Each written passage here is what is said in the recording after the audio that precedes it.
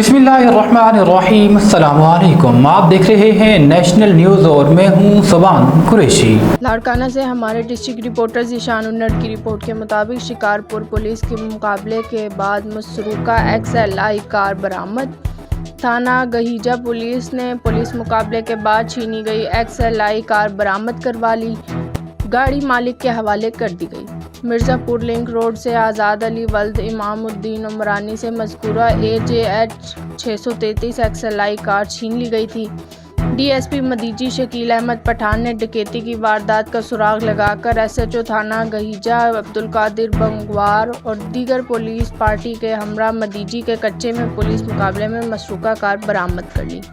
बरामद शुदा कार को तस्दीक के बाद असल मालिक के हवाले कर दिया गया। शिकायत कुनंदा ने SSP शिकारपुर शाहजेब चाचर और दीगर टीम का तहे दिल से शुक्रिया अदा किया और खुशी का इजहार किया।